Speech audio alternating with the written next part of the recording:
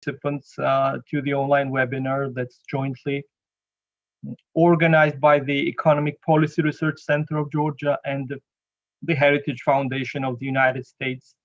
I'm Misha Darchiashvili, former Deputy Defense Minister of Georgia, and I'm very delighted to moderate today's panel to discuss an important report of the Heritage Foundation on Georgia's NATO future that unfortunately cast a significant shadow as a result of the violent actions of pro-Russian radical groups trying to tarnish fundamental rights to freedom of expression and freedom of media in Georgia early this week. We have an amazing set of speakers today whom I'm going to very briefly introduce to you. Luke Coffey, Director of the Allison Center for Foreign Policy Studies at the Heritage Foundation. Luke is a big-time friend and staunch supporter of Georgia, and he's joining us from Washington, D.C. Luke, it's always a great pleasure to share the panel with you, my friend. Helen Khoshdaria, Chair of the movement DROA, and former Deputy State Minister for NATO and EU integration, and a former member of the Parliament of Georgia. Helen, thanks for joining us today.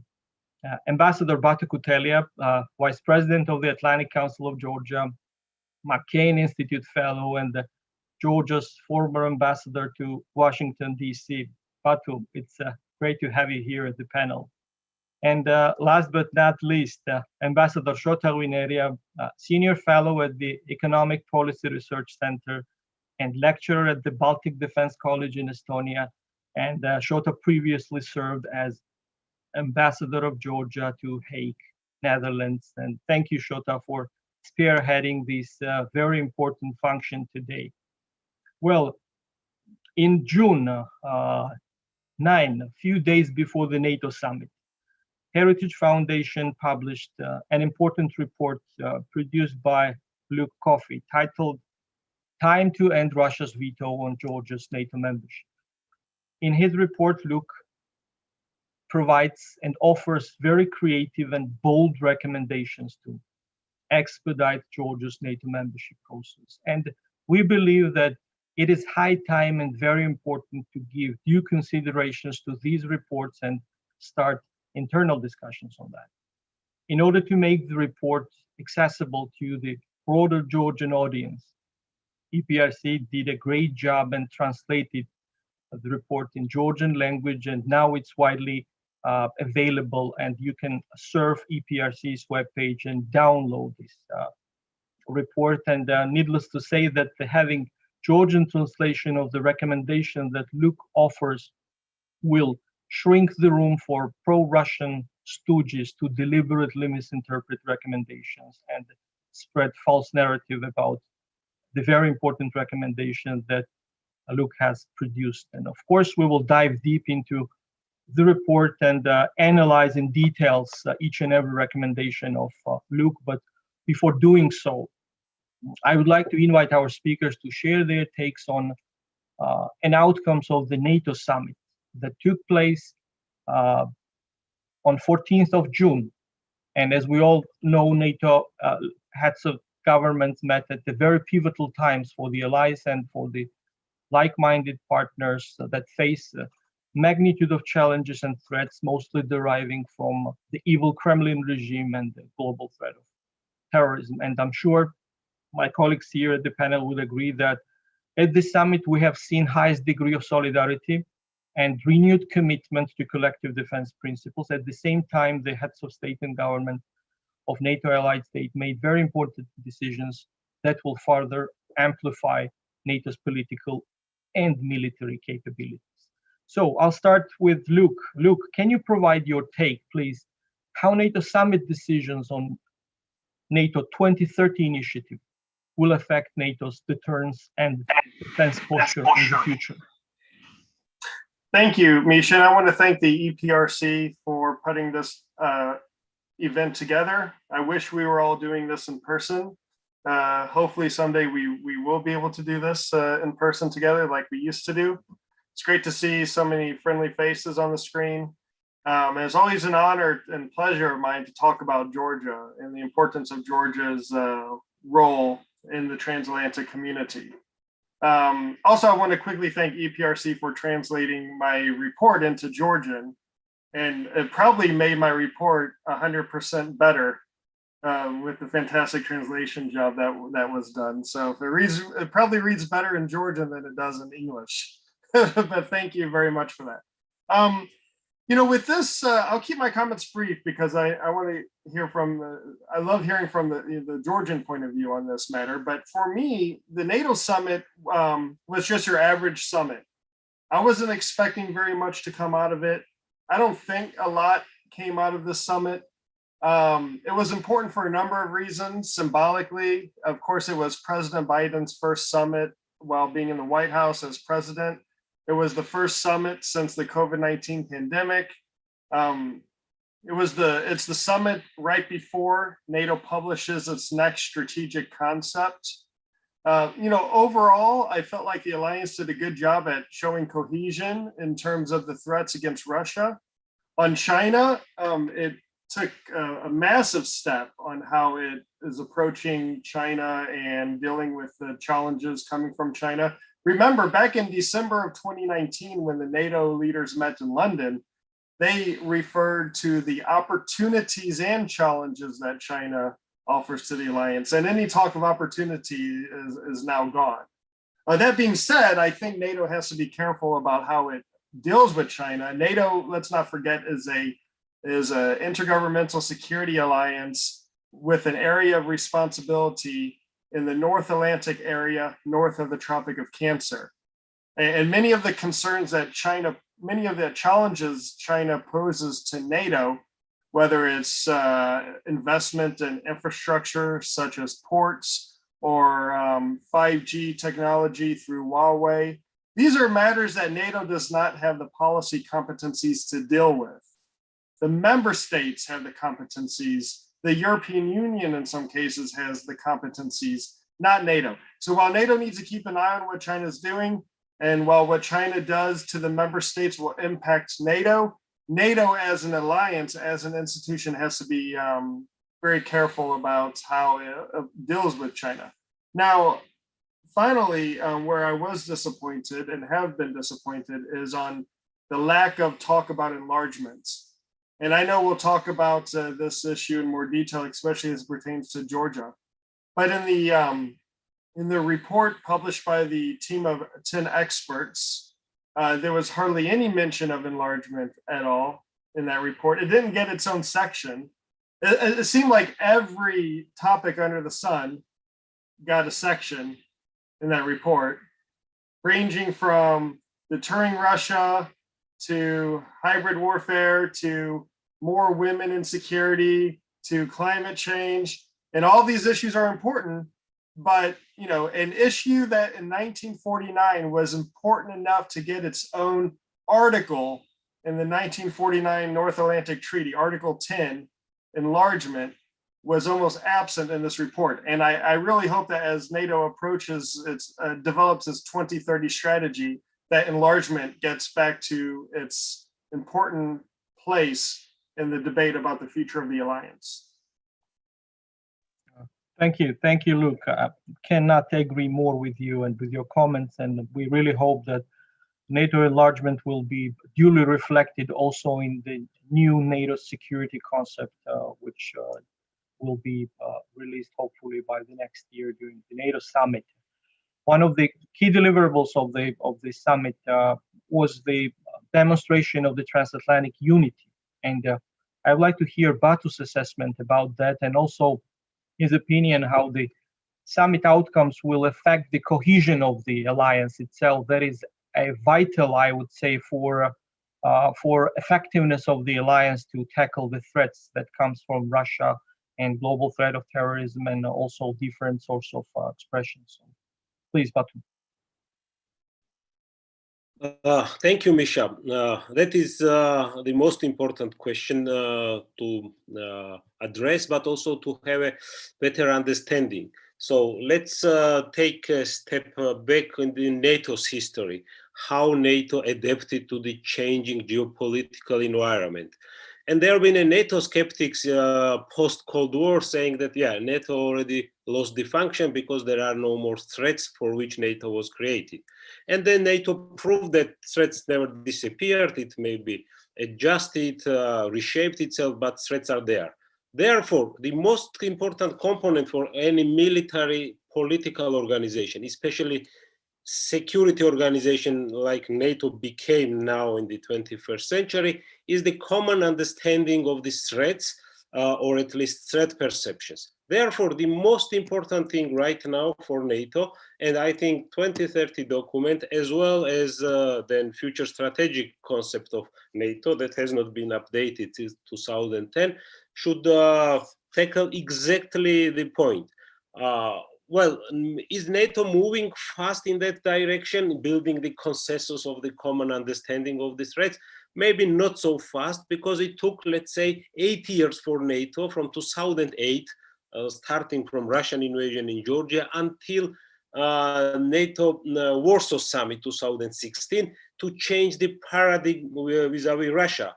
Russia has been all the time mentioned as a partner, and first time was in Warsaw Summit communique when this paradigm has been changed and Russia was labeled as a major threat together with extremist terrorism. So that was a big step forward that created a common understanding of these threats.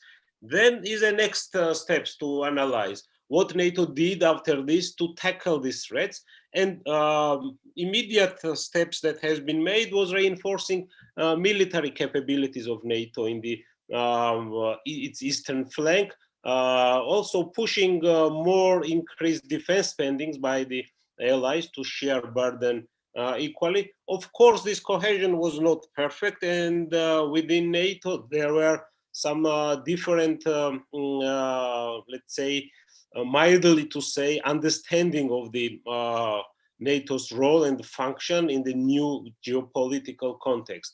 But what is happening since then till today is the very important search of this common understanding of the threats, and based of this common understanding also ways how to contain threats and also push back. So into 2030 report, the important component from my standpoint was first of all highlighting the transatlantic unity. Also interesting is that recognizing geographic diversity of understanding threats. So some kind of a regionalization, or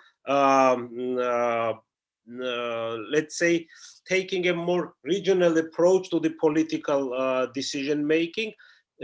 Enlargement, as Luke said, is has not been mentioned as an kind of a separate concept, which I think should have been mentioned, but open door policy remains.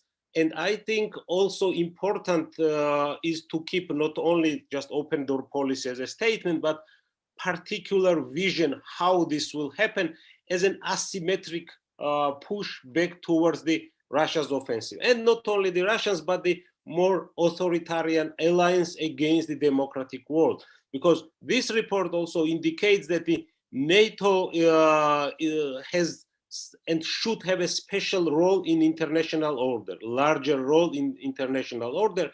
And I think exactly that proactive measures, including its enlargement, will make NATO adequate to the threats that it poses, not only from Russia. So that's this debate, kind of a maybe false dilemma. Which threat is number one, China or Russia? I think these threats are combined together, and therefore the response should be one that tackle these issues from different sides. So, and maybe later on in discussion, I will speak more about why Georgia matters in that type of, or enlargements toward Georgia in the Black Sea matters for a successful proactive strategy to counter these both threats, or generally speaking, the authoritarian threat to the democratic world. But I will stop here. Absolutely, thank you, Batu. It's needless to say that without securing Black Sea region, it will be hard to speak about Euro-Atlantic security, and better it happens sooner. It will be very important for entire European security and Euro-Atlantic security. So, and the Black Sea, of course, is the literal and philosophical frontier between liberal democracy and autocracy. And I would like to bring Shota into our discussion and request to share his thoughts about the NATO Summit deliverables towards the Black Sea security and the threats that countries of the Black Sea face from the evil Kremlin regime. Shall we expect NATO's increased role in the Black Sea in the future? Please, Shota. Thank you, Misha, very much. Look, I will thank you once again, and I will never get tired of thanking you for trying to keep Georgia up on the agenda by throwing in to the discussion some bold ideas like you published in your most recent report. But this is not the first time, and hopefully not the last time you're doing this for us, Luke. So thank you very much. Related to NATO and the Black Sea, I will be very honest here, and I will not hesitate to say that I'm very frustrated by NATO's approach towards the Black Sea security. Because if you look more coherently at the eastern flank, right? NATO's approach in the northeast, which is Baltics plus Poland, and the southeast, which would be the Black Sea, is absolutely different. It's different qualitatively, it's different quantitatively. In the northeast, we have an enhanced forward presence with the warfighting capability, and the key allies are rotating there on the regular basis, and you have a military presence, military footprint, and it's going on very well, and it's a real deterrent. It is a real deterrent. Now, many experts in the Baltic states and in Poland are not happy with the number of the troops stationed there under the enhanced forward presence, and we can debate whether it is enough or not for deterring aggressive Russia at the border. But at least there is this real deterrent capability that NATO showed to their allies in the northeast of the eastern flank. Well, in the southeast, in the Black Sea, we see a multinational brigade, which is not a warfighting capability, it's a training capability. And we see air policing missions and some sort of monitoring activities. That's it, And if I was a policymaker sitting in Moscow, and assessing all this situation across the entire eastern flank, I would most definitely get the message from NATO that, okay, Northeast, yes, I mean, we really do mean it, and don't mess up there. But the Black Sea, well, it is really something different.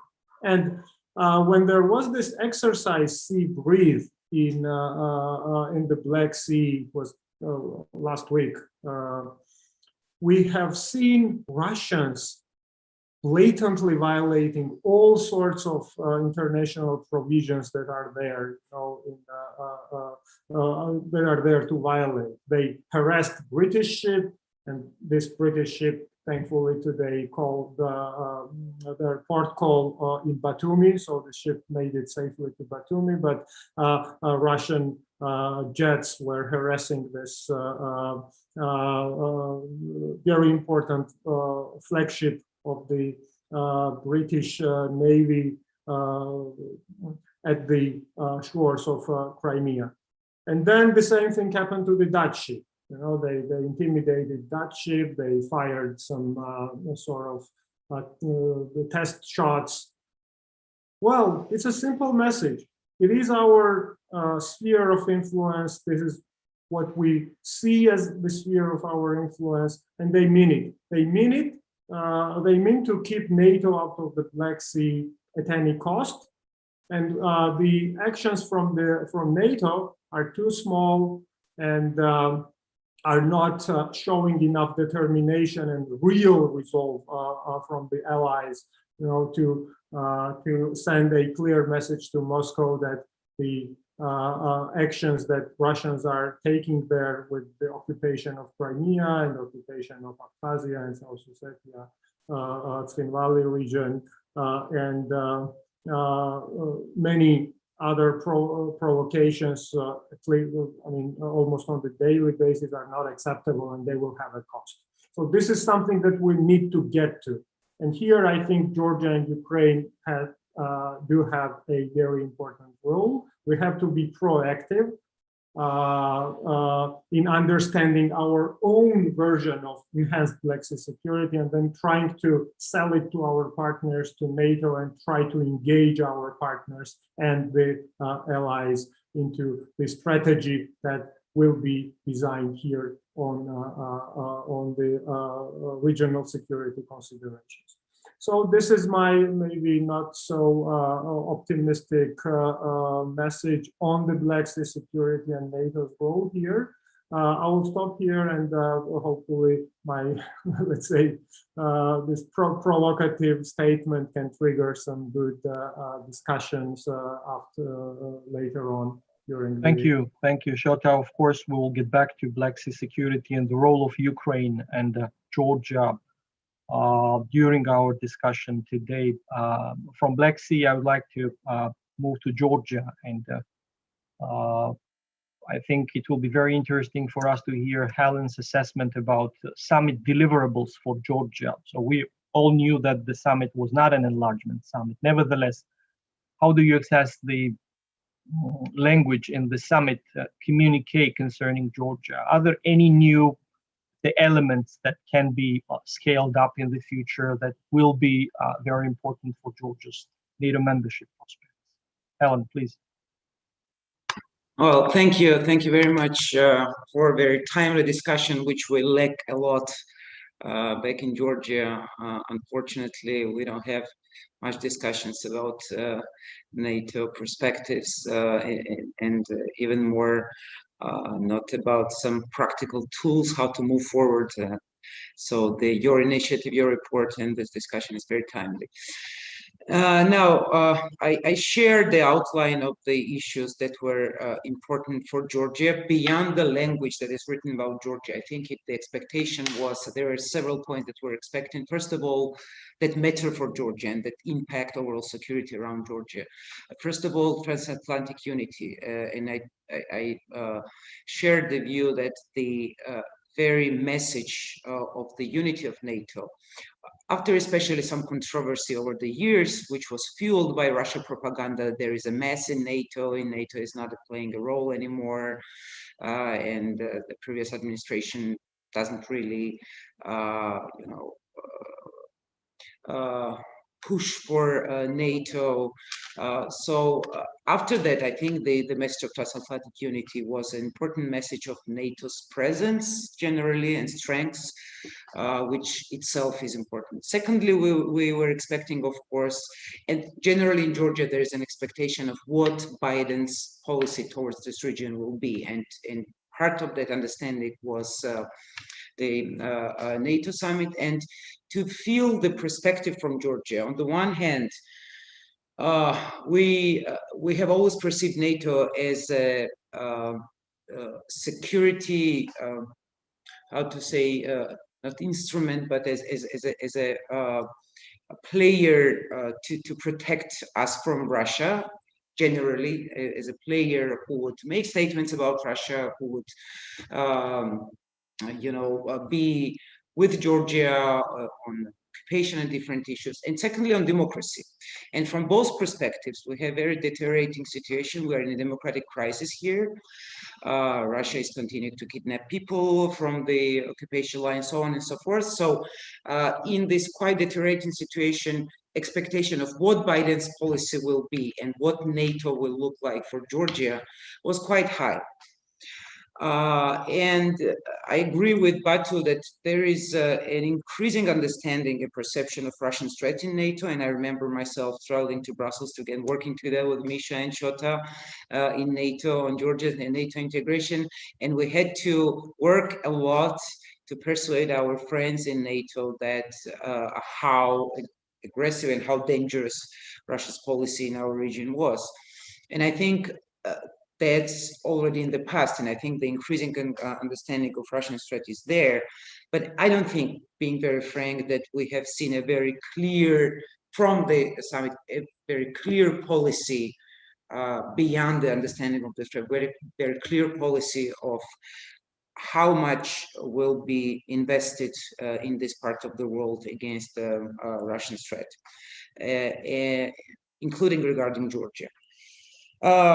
Again, NATO has always been a factor for Georgian democracy, and as you have started, Misha, we have an ongoing democratic crisis here with recent very dangerous events, and I think we'll be talking about that because it's in direct, it's directly linked to anti-Western sentiments increasing or fueled by Russia and the government in this country. So I think one of the factors of NATO for Georgian democracy has always been important.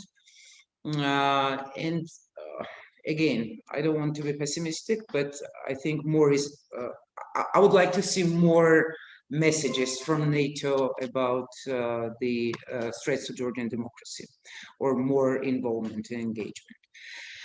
Now, the last and I think most pessimistic, I don't really want to sound pessimistic because there are many good things happening and I'm sure will be happening, but reality is there. NATO summits have always been a central issue on Georgian political agenda inside Georgia. So it would have been live, the major discussions about that. And the sad part of the story is that over the years, we have already somehow got used to the fact that NATO summit has been quite distant from Georgian political agenda. So it's not a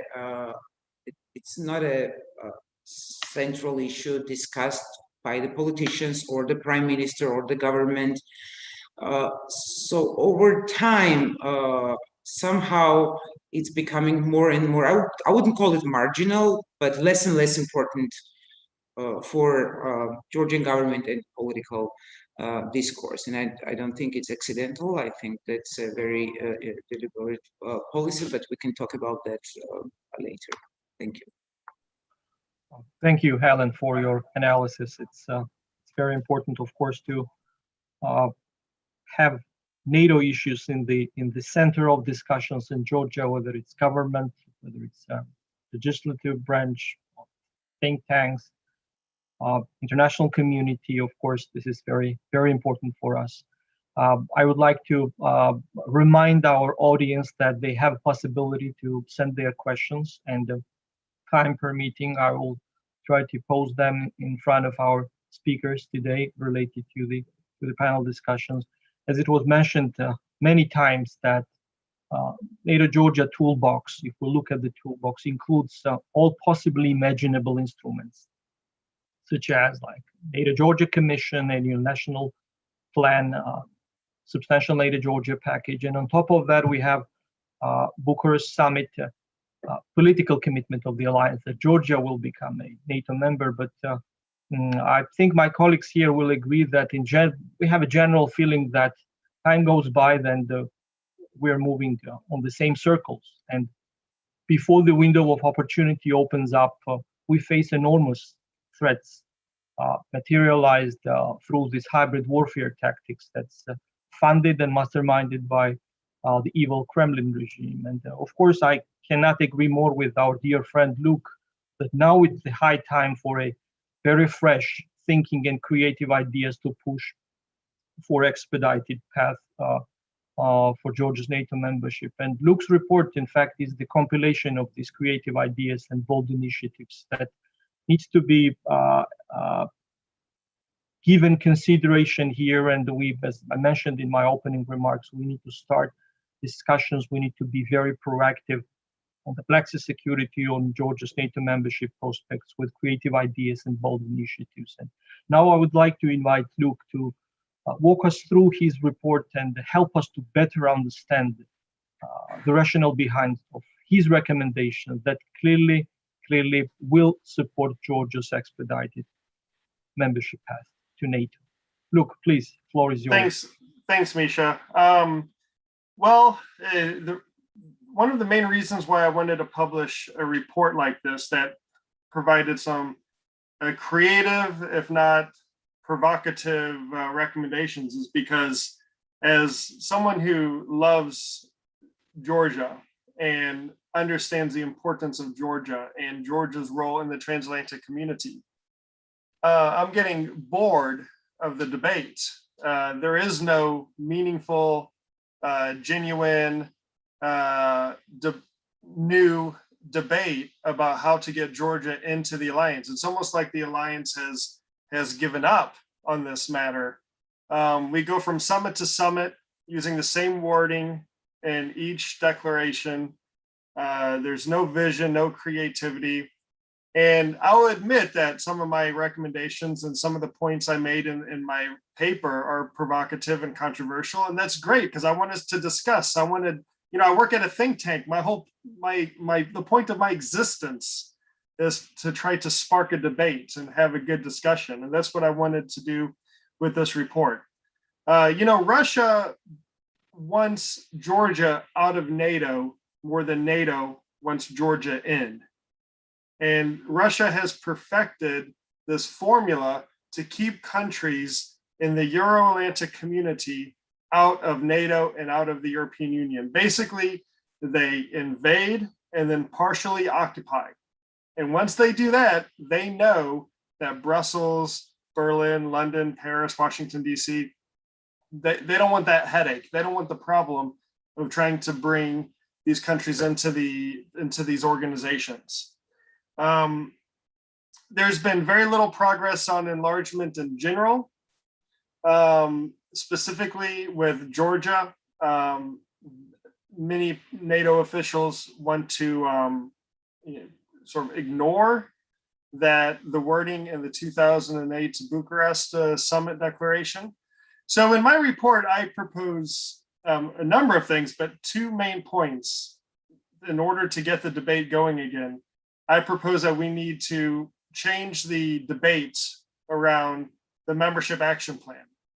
And then also I propose that we need to consider bold options such as amending the 1949 North Atlantic Treaty, specifically Article 6, to get Georgia into NATO during the partial Russian occupation. Now, I want to briefly discuss these 2 points in turn. On the point about the membership action plan, what started out as, well, for viewers who don't know what a membership action plan is, or MAP. A MAP is a mechanism that was created by NATO in order to create a roadmap with various benchmarks on getting a candidate country into the alliance. What started out as a technical way to get a country into the alliance has now started to be used as a technicality to keep countries out. In the 2008 Bucharest Summit Declaration, and I have it up here in front of me now, it says that MAP is the next step for Ukraine and Georgia on their direct way to membership. Today, we make clear that we support these countries' applications for MAP. And therefore, we will now begin a period of intensive engagement with both at a high political level to address the questions still outstanding pertaining to their MAP applications. This was 13 years ago. And Georgia's no closer to MAP today than it was then. So if you look at the last NATO Summit declaration, just from a few weeks ago, I quote, "We iterate the decision made at the 2008 Bucharest Summit that Georgia will become a member of the alliance with the MAP as an integral part of the process."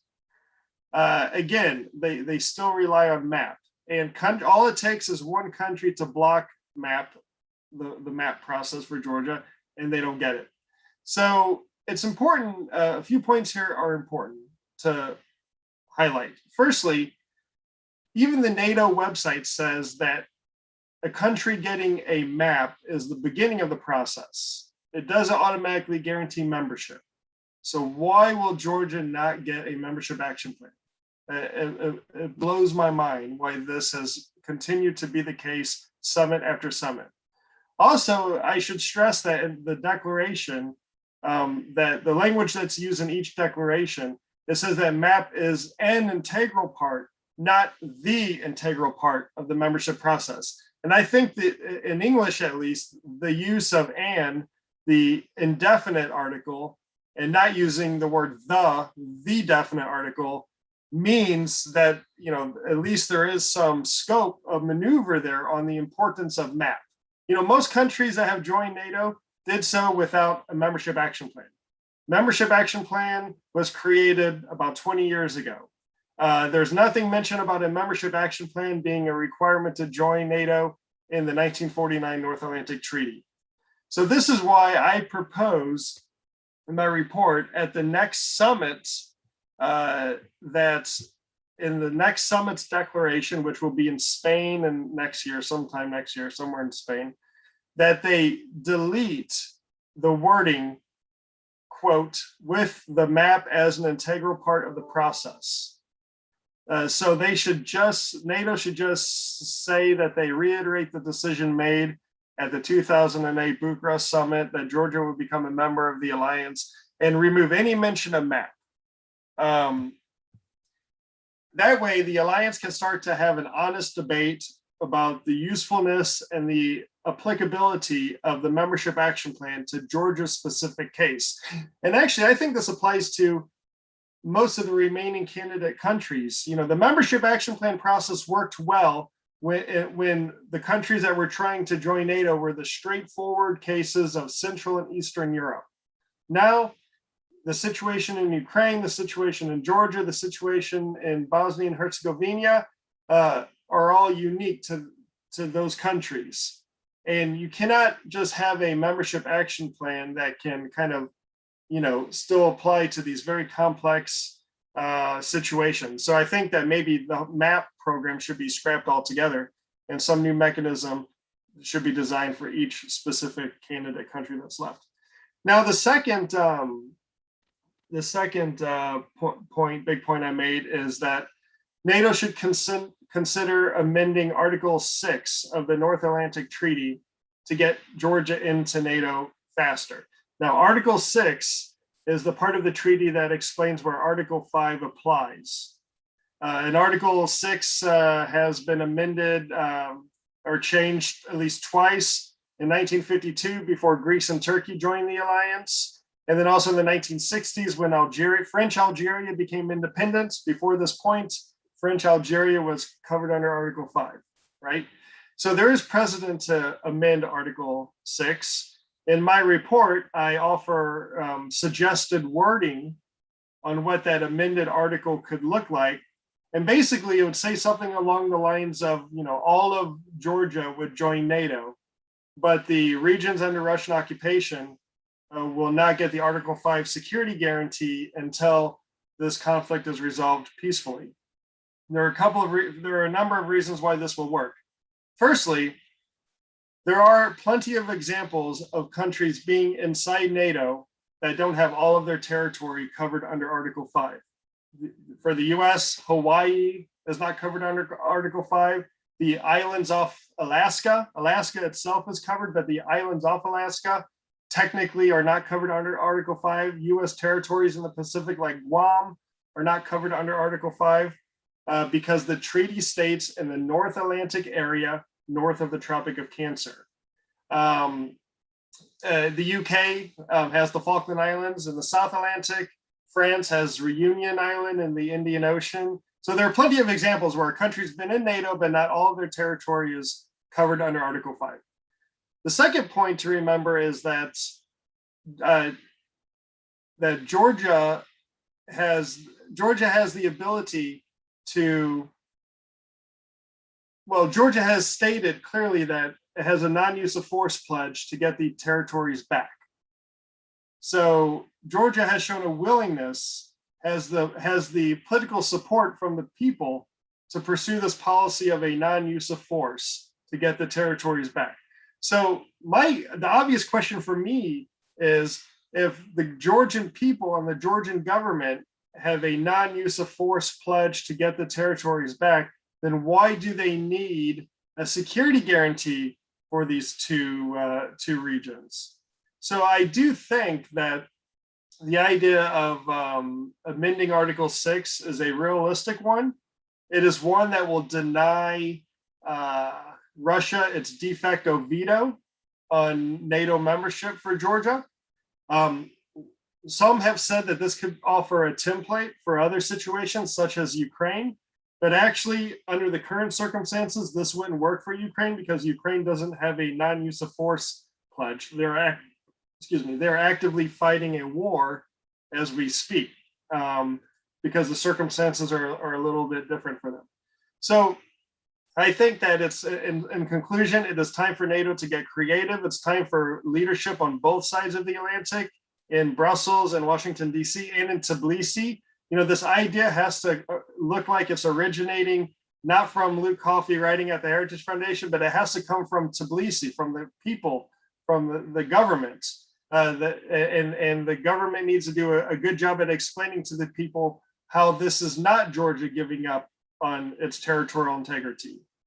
And I'll conclude by saying that this report will be used as Russian propaganda to try to convince the Georgian people that this is about giving up on your territorial integrity, about giving up on the Shkin region, about giving up on Abkhazia. Instead, you join NATO while leaving the 20% of your country occupied. This is not what my report is proposing. This is not what NATO is asking of Georgia. And I've said this before, and I'll say it again. Georgia has a very proud history going back almost 2,000 years. And Georgia will be around in the world for 2,000 years more after NATO probably even exists. So if it's a question, if NATO ever asks you to give up on your territorial integrity to join the alliance, I would say no if I was Georgia. But luckily, my report isn't proposing that, and NATO will not ask that, regardless of what the propaganda machine will try to tell you. So I'll stop there, and I look forward to any questions that we may have, and I look forward to hearing everyone else's views on the report. Luke, thank you very much again for your excellent report, for your recommendations, which aimed at supporting Georgia's NATO membership process. And of course, it's crystal clear that, like we had in the previous occasions, that Russians will start propagating some misleading information. But I think your report is pretty loud and clear. It supports Georgia's territorial integrity, and it promotes Georgia's NATO membership path through very creative and bold actions. We are getting many very interesting questions from the audience. And as a moderator, I have a tall order and tough job to sort them out, as well as to hear your opinion about each and every recommendation of Luke's report. However, I want to raise one question which came from dear friend of Georgia, former ambassador of the United States, Ambassador Jan Kelly, and I want to send our greetings to him from here. Ambassador Kelly asks, how can Georgia push these ideas forward, given the present crisis in Georgia? Is there any prospects for it getting on the political agenda in Tbilisi? So, who would like to take on this question? Batu, go ahead, please. Helen, afterwards. Thank you, Luke, for your comprehensive overview from the beginning when this idea got a kind of a daylight. You've been like a Don Quixote of this idea, fighting a lot of windmills, but it's a really noble fight, and we appreciate it because every innovative idea, especially when it comes to the international relations and international organizations, needs a heavy work to pave the path. Luckily, we are in a position when the global order has been significantly undermined by the Russian activity. So there is a search of the new order. So that's the right momentum to inject this type of creative ideas. So I think it's high time to push it. It was high time since you first time published it, because we all saw that this processes in the global security order in the Europe or globally was coming. Therefore, the title of our meeting or webinar also says, reflects on the Russia's ability to veto some of the decisions. And this has been built on Russia's propaganda, as if Russia was badly treated, as if Russia was getting promises of NATO would not enlarge, but still it enlarges. All of those are lies. But Russia propaganda quite successfully tried to seed it, not only within its own society or its immediate neighbors, but even in the United States, I hear this argument. So therefore, this discussion is very important. On the other side, what Russia successfully did the second pillar of its strategy. One is like vetoing or trying to veto Georgia's NATO membership. Fortunately, we have a Bucharest summit statement, which still stands strong. But every time we see direct or indirect attempts to remove this issue from the table of NATO discussion with a different pretext. Luckily, it is there. But Russia's twofold strategy has second pillar or second component, which is not vetoing directly, but removing Georgia's arguments to its membership. And undermining Georgia's democracy is exactly what really serves the purpose. And recently, consistently, we've seen Georgia backsliding on democracy, that if this trajectory continues, then it would be really hard to make Georgia's membership case, even for you and many our good friends, including Jan Kelly, who asked this question, and David Kramer, because it will be a poor case to make in front of the allies. That's why this, let's say, confrontation between Georgia's push towards the NATO membership and also NATO's inability to right now accept this innovative approach has a significant impact on the consensus within the Georgian society as well, because the impression is that this process is dragged on and it gives quite a big leeway to the Russian propaganda. On top of it, again, going to the question, we have problem with the Georgian government, who initially was very reluctant when you first time presented your report, and they tried to downplay this issue. Because you brought this idea, innovative idea, in an academic way when you published first time your report. Then at the McCain Institute and EPRC conference in Tbilisi, former NATO Secretary General Rasmussen embraced this idea. And then we saw all the Russian government-controlled pro-Russian proxies attacking the conference and the venue. And I think that was one of the reasons, because after academic discussion, when NATO former Secretary General says it's a quasi-political level. So next step should have been, political players embracing this idea. But since then we stopped there. Nothing happened in this regard. But just the opposite. We have now even much aggravated problem. And I will bring to the audience a recent case when one of the entities under the Georgia's foreign ministry recently commissioned a public opinion poll. It was a generally the typical public opinion poll, but there was a one very important question that was brought as a title then to the kind of outcome of polls. And the question in that poll was asked to the Georgian citizens, you prefer NATO membership or territorial integrity? Classical Russian false dilemma. And when Georgian foreign ministry does it, it's very alarming. And then the title was that Georgians prefer territorial integrity instead of NATO membership.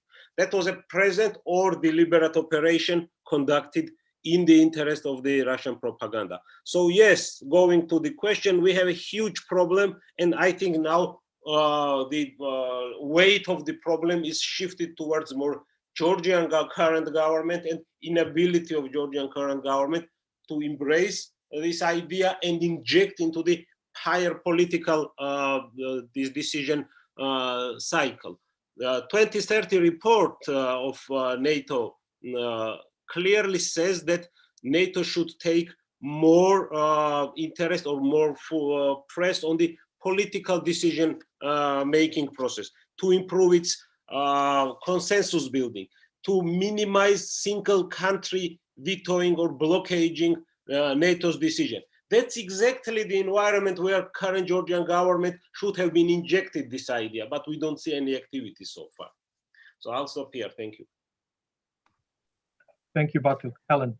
Yeah, thank you. First of all, as I said at the beginning, the very launch of this discussion of how to deal with the technical instruments of Georgia's NATO membership, I think it's extremely important for Georgia, because one of the lines of Russian propaganda backed by Georgian government and its proxies in the political environment is that NATO is not taking Georgia seriously anymore, and NATO membership is not a serious perspective for Georgia. And the very discussion, whether it's in the US, in Brussels, or in workplaces, I think responds to it and can be taken, at least by Georgian opposition, as an important process and is an important opportunity to discuss practical terms of Georgian future NATO membership. Now, what Ambassador Kelly asked was exactly what I wanted to respond to your initiative. Part of your recommendations is exactly that Georgia needs to take a consolidated effort and work within NATO and within the country to push this idea forward, to have a discussion. So the biggest problem is there.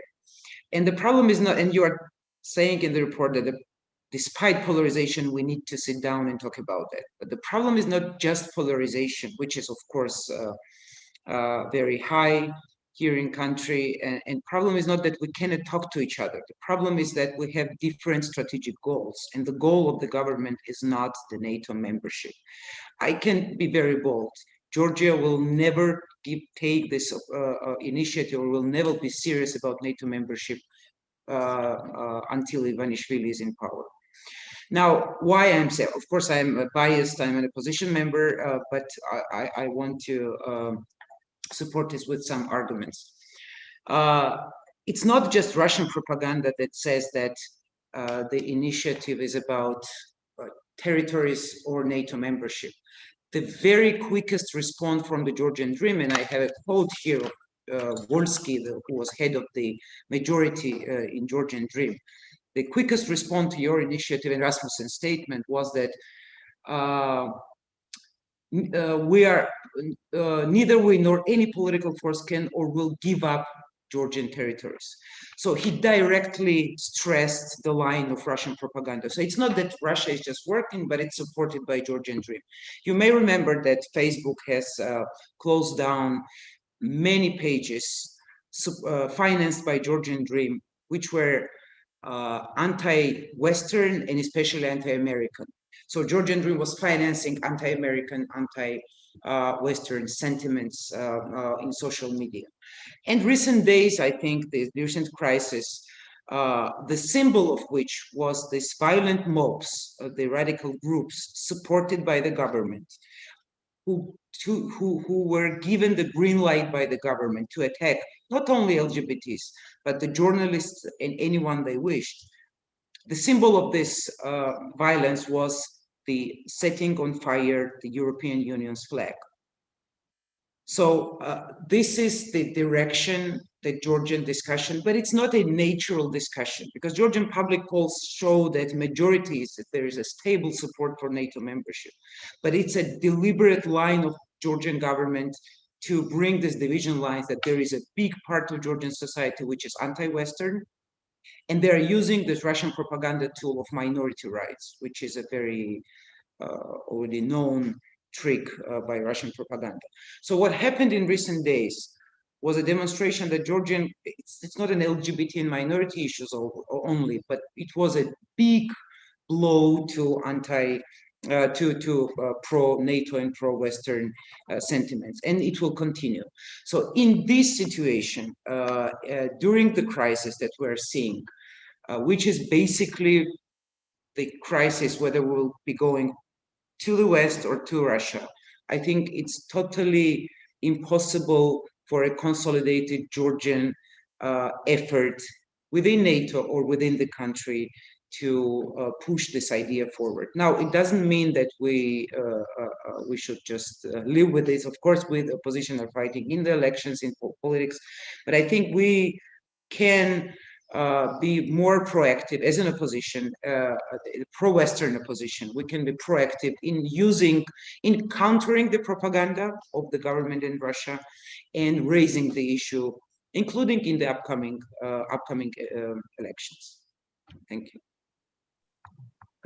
Thank you, Alan.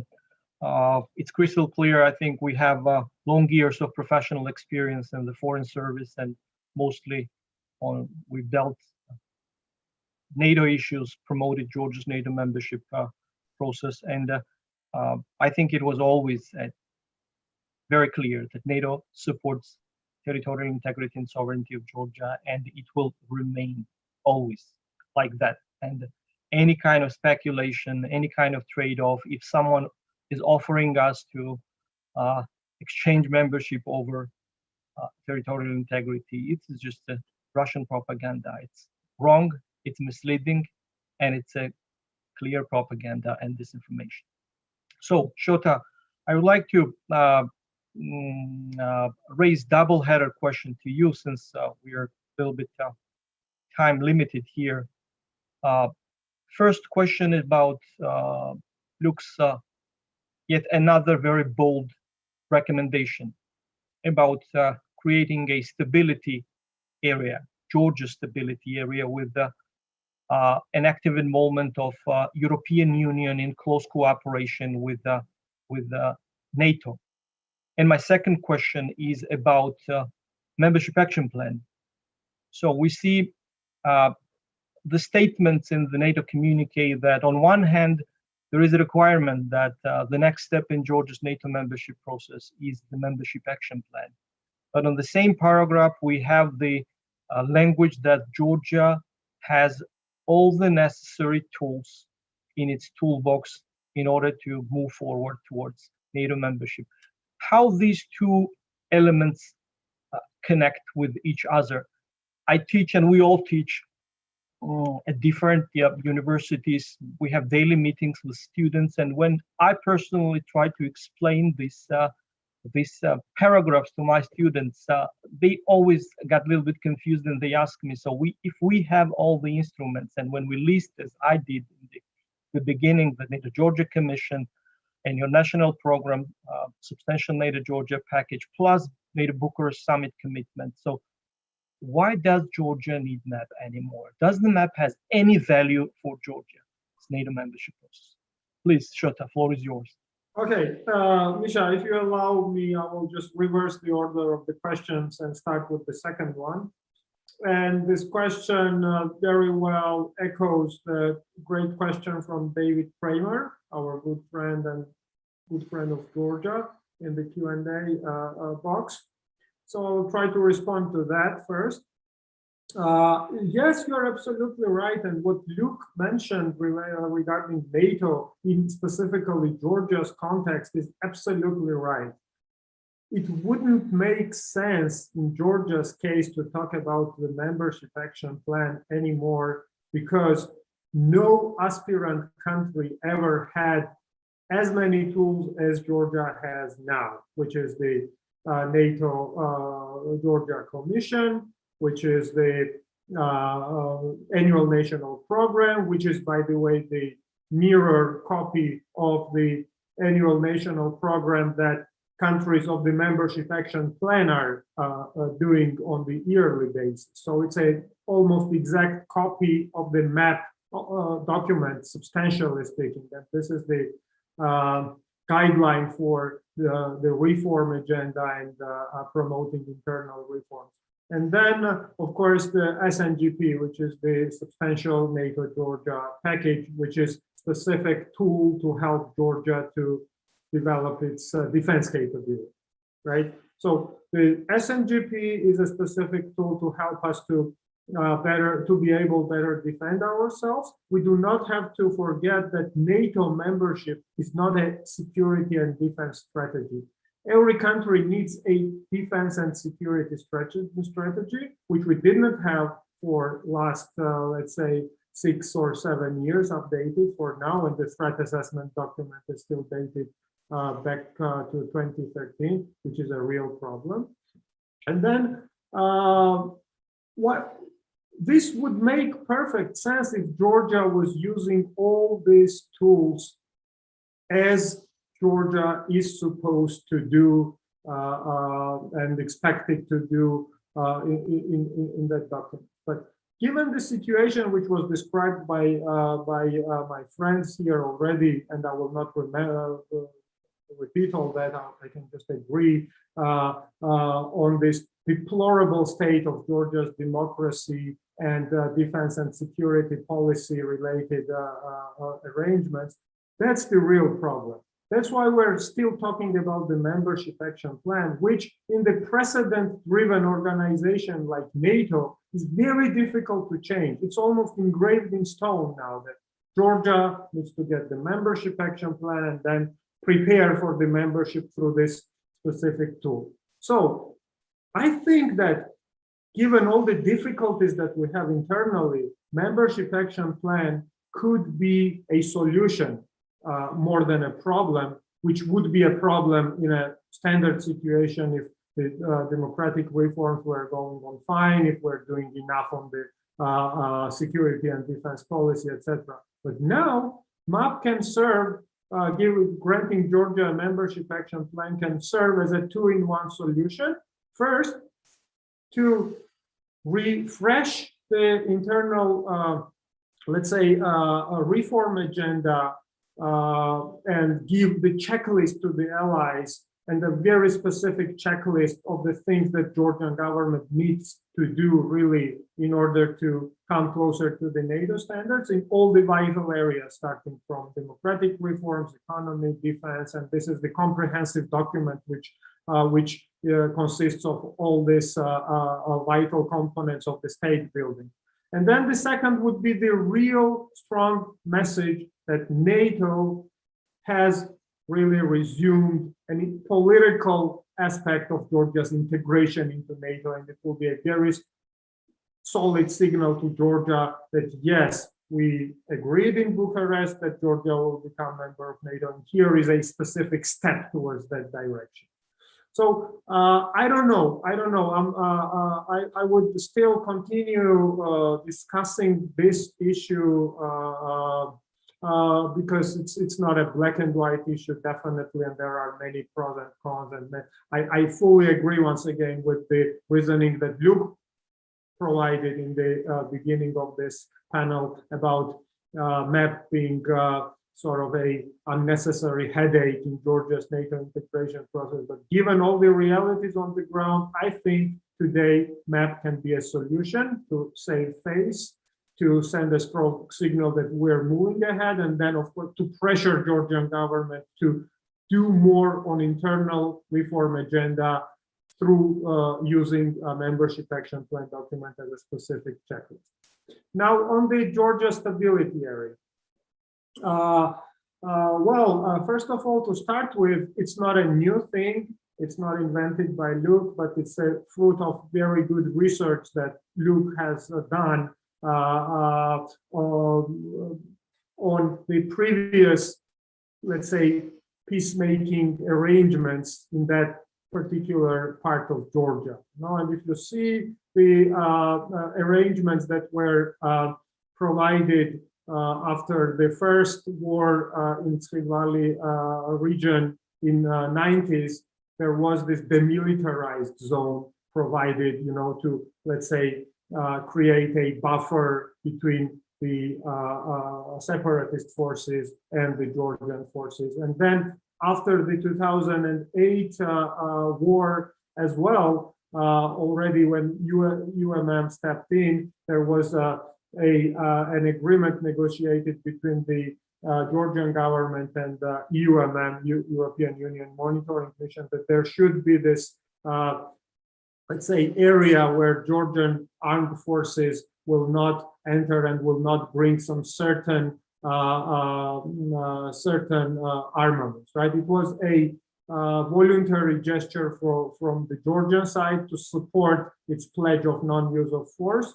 So these kind of areas existed in different contexts and in different geographical configurations in different points in time. So now what Luke is providing is an absolute must in order to refute another strongest line of Russian propaganda, which says that membership of Georgia in NATO equals to war, and this means an inevitable war between NATO and Russia, because Russian troops are already in the Georgian soil.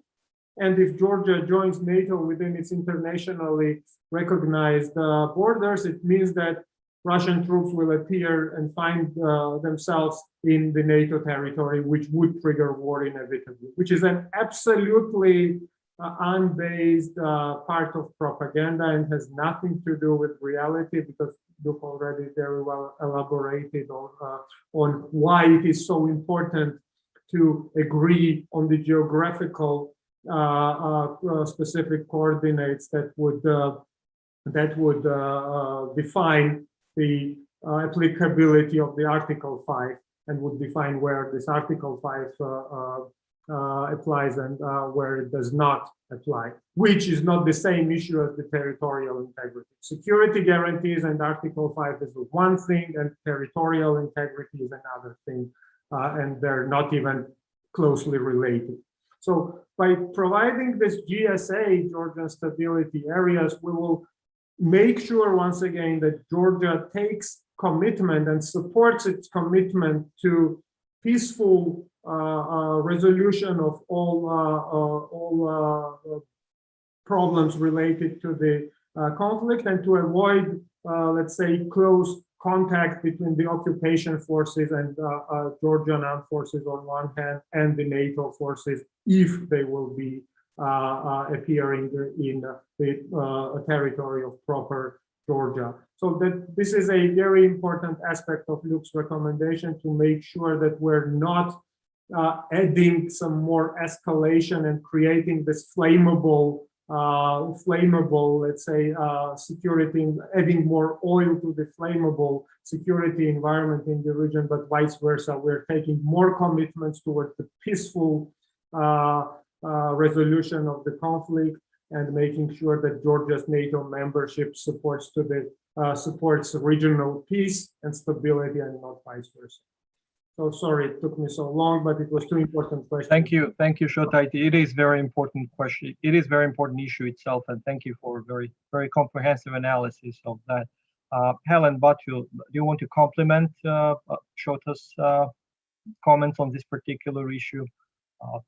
If not, let me move to another question related to the NATO enlargement, which came from the audience. It's a NATO enlargement regional approach versus NATO enlargement and an individual approach. And I think Luke's report addresses this issue, and that he proposes to decouple Georgia from Ukraine.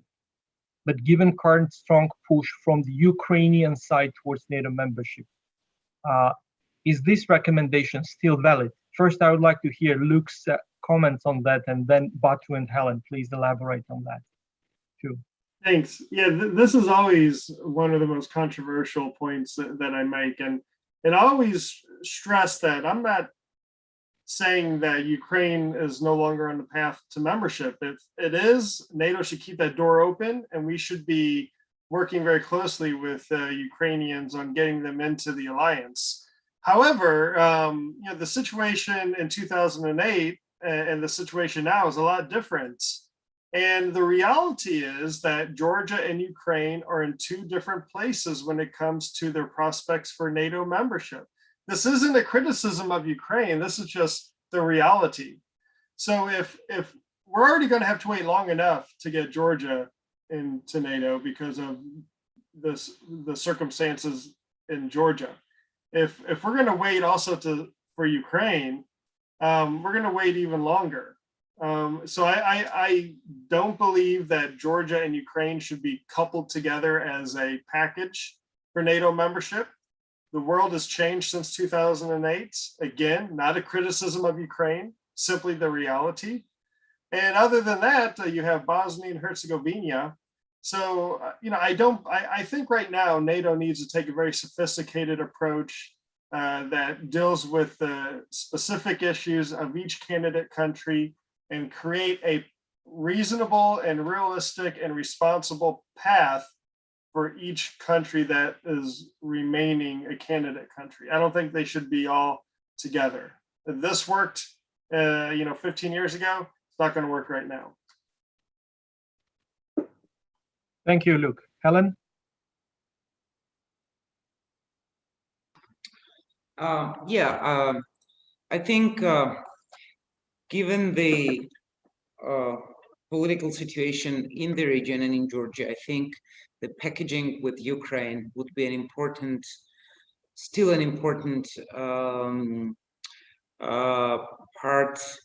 It would give an important weight to regional enlargement of NATO. And I think what we have been pushing here in Georgia over the years under the Georgian Dream government is linking Georgia with Ukraine, not only in terms of NATO membership, but in many other directions, which is sanctions on Russia, where Abkhazia and South Ossetia could be together with Crimea could be a reason for Russian sanctioning, security cooperation, democracy cooperation.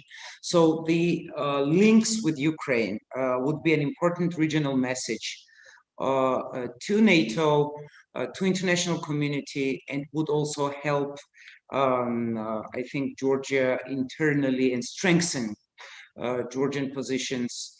But unfortunately, it has not been the case so far.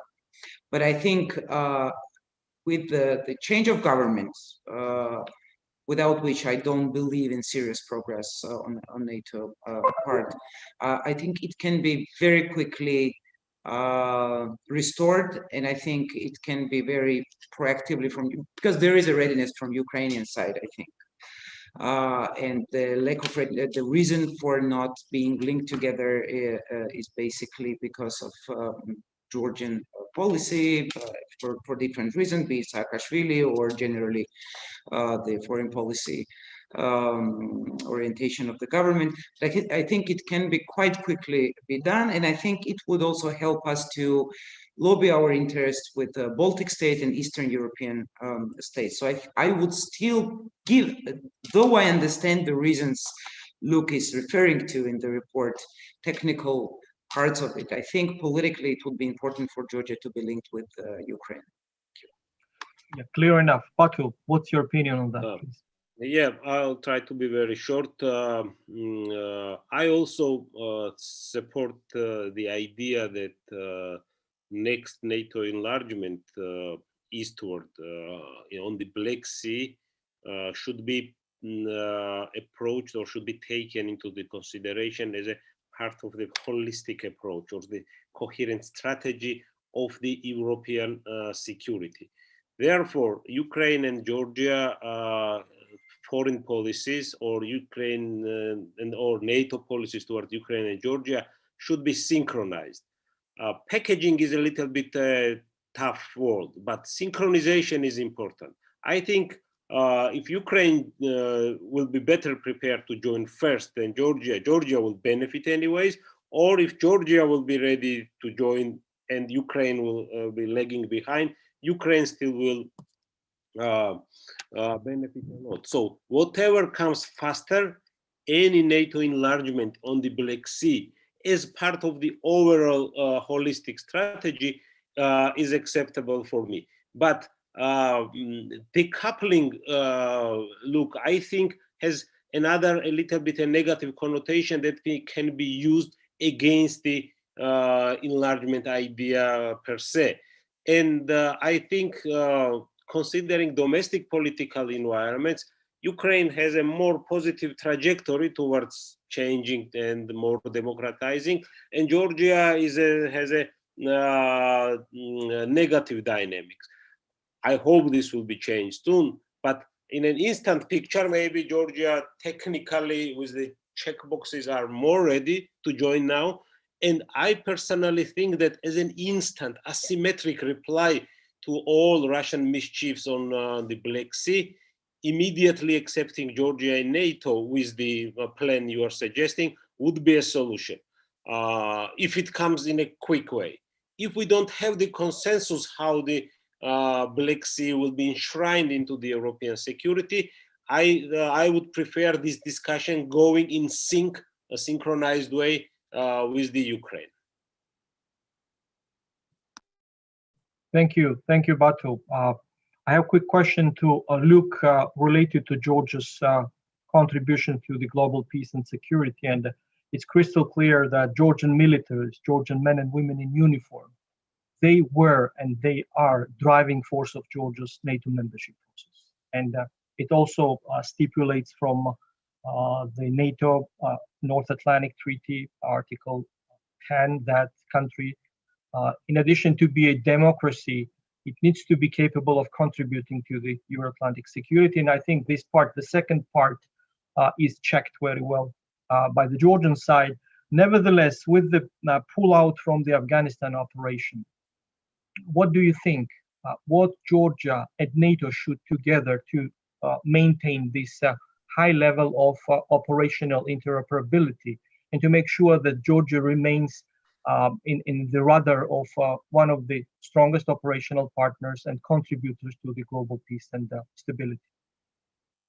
That's a very good question. I should preface my answer by saying that Bob Hamilton, whom many of you are familiar with, and I will soon have an article out proposing some suggestions on how the US and Georgia and NATO and Georgia can keep up that military to military cooperation. I will highlight briefly a few of the proposals that we have, that we've made. But I do want to firstly say that Georgia's road to NATO membership is paved on the US-Georgian bilateral relationship. That's why it's so important that the US remains engaged with Georgia on the bilateral level. And an important part of that, of course, is free trade and economics and that sort of thing, but also the security and defense relationship. And a number of the agreements are expiring soon between the US and Georgia in terms of military training and military cooperation. And with the end of the mission in Afghanistan, this is also the end of the biggest driver of US-Georgian defense relations. And of course, Georgians are very eager to participate in global security and transatlantic security. And, I want to personally recognize Georgia's contributions to Afghanistan. As an Afghan veteran myself, I really appreciate and understand the sacrifices that were made by the Georgian people and the commitment made by the Georgians. And, your military is, in my opinion, fantastic. Sometimes when I'm in Georgia and I see Georgian troops, they look sharp, their uniforms look sharp. The way they present themselves look professional. I mean, they look like, I'm biased by saying this since I'm a former US Army soldier, but they look like US soldiers, and I think that that's a compliment, although, like I said, I'm very biased in that sense. So some of the ideas that we're proposing, or that I have proposed in the past, is that perhaps Georgia could contribute some soldiers to the US-led battle group in Poland as part of the enhanced forward presence in the Baltic region. They would be the first non-NATO member to do so, but Georgia also provides forces to the NATO response force. So if Georgian troops are good enough for the NRF, they should be good enough for the EFP. Another idea is NATO's ramping up its training mission in Iraq. It was agreed about a year ago that the scope of the training mission will increase from about 400 NATO trainers to about 4,000 And Georgia has a lot of experience operating in Iraq, especially with the United States, and this would be a training mission, not a combat mission. So I think this would be a good way for the US and NATO and Georgia to continue working together.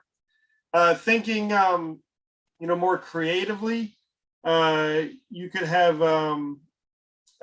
perhaps because Georgia and Turkey are so close to one another and that partnership you have, maybe there's a role for Georgia to help out Turkey as they work out the details on securing Kabul airport in Afghanistan. That perhaps Georgia could have a role there. I'm just thinking creatively and thinking out loud here, and we could have a good debate about this. Another proposal would be for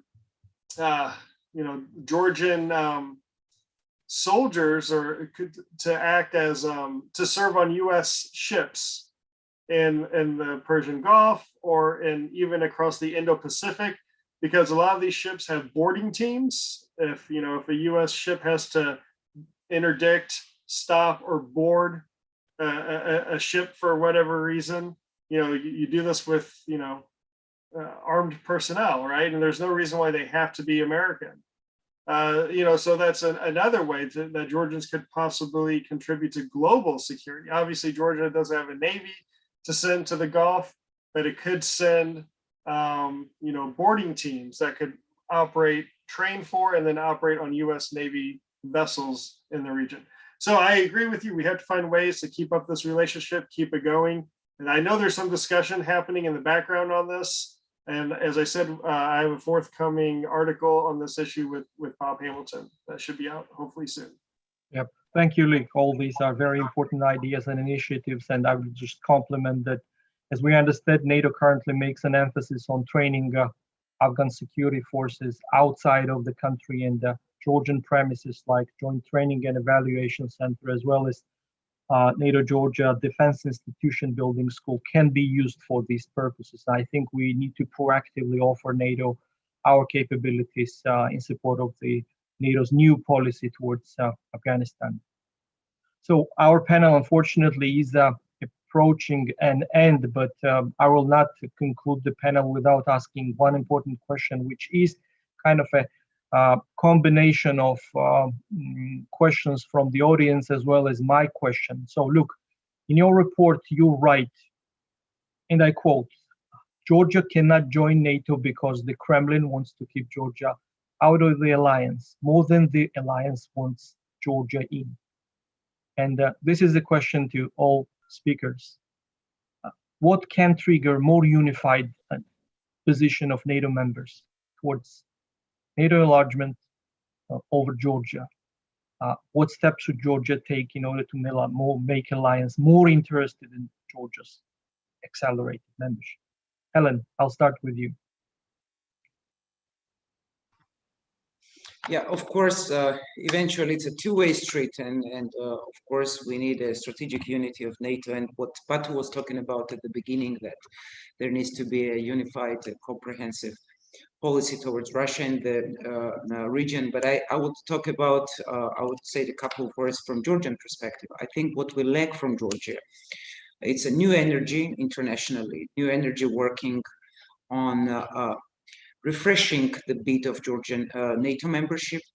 But most of all, we need a message of democracy back in Georgia. And that's the biggest challenge for us as an opposition, for Georgian society, to make sure that the Georgian people's mandate that are committed to NATO membership is really implemented by a new political establishment in Georgia. So if we can end, what we're seeing now, it's a deteriorating democratic situation, not even a status quo, where stability is there, and well, you have problems with democracy, maybe you are not moving forward, but it's more or less okay. I think we have a deteriorating democratic situation, and I think if we will not be able to reverse it and send a message from Georgia that we are back on democratic track, then I think it's just an illusion to be talking about NATO membership. And if we are on track back on democracy, I think we need a new energy with our friends to build an alliance around Georgian NATO membership. And I think momentum is there because, again, what Batu was saying, and I also reiterated, that increasing understanding of Russian threat is an opportunity for Georgia to make the case for our membership. And the case should be not that NATO please help Georgia, but Georgian NATO membership will strengthen Euro-Atlantic security. So true. Thank you, Alan. Batu. Yes, I fully agree what Elena just said. I would add briefly that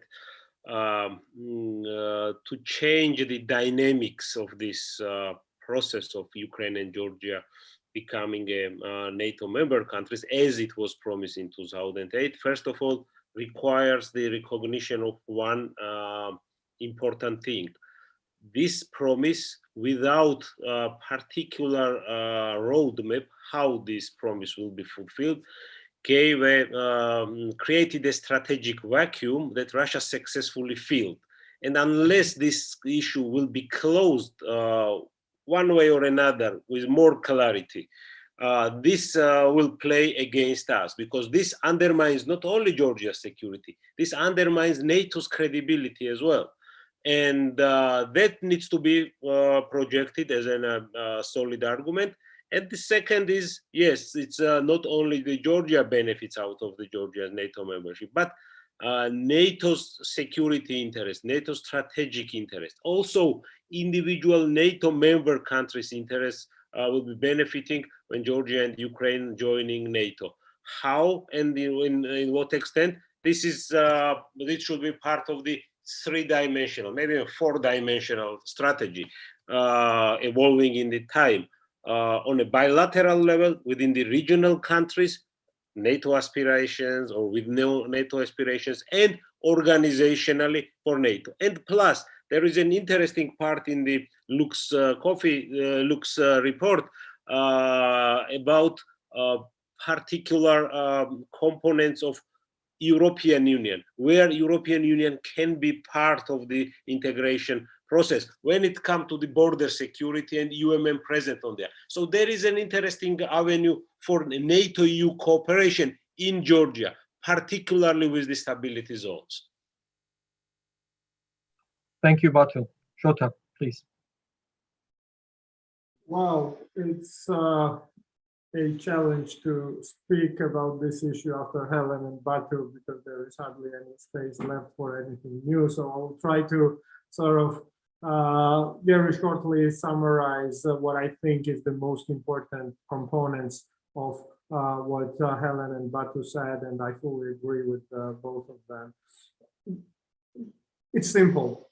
Two components that Georgia has to do is democracy and defense and security, two aspects which should be better and more visibly implemented by the government of Georgia, to make sure that we do not give additional arguments to the skeptic countries that are not supporting the consensus on further steps for Georgia at this point, and that we ourselves are doing let's say the homework that we have to do in a coherent way, and that we're moving in the right direction, and we're proactively pushing NATO integration agenda from Tbilisi, from our side, and we're constantly putting our friends and partners out of the comfort zone, and we're asking for real progress, but at the same time we deliver what we have to deliver on our part. So that's a very important, let's say, formula to revitalize the process in order to come closer to the consensus. Otherwise, you know, if you are not in the shape, if you're not an A+ student, if you leave too many questions, and if you obviously take actions that bring the country not closer to NATO, but closer to the Russian orbit, and if you do things that are not done in the NATO member states and are done in the Russian orbit, then you no longer have a loud voice to ask for the progress on the NATO integration path. Unfortunately, we have seen a lot of this happening in our country. Hopefully, this will change for better, and this will, of course, give more ammunition to our friends and partners in the NATO member state capitals, and to the friends like Luke, and to friends like Ambassador Kelly and David Kramer. Everybody needs ammunition to fight for your cause. If you're not taking the right steps, then your friends' hands are also tied, and this is something that we really have to understand. How does Georgia look from the outside? This is the question we have to be asking to ourselves now. And if we're serious about NATO integration, and if it's not a narrative but an actual strategy, then we should be taking different steps than we're taking right now. So true. Thank you, Shota. Luke. Please. Thank you. Again, I just want to thank EPRC, and Misha, thank you for moderating this panel and doing such a great job.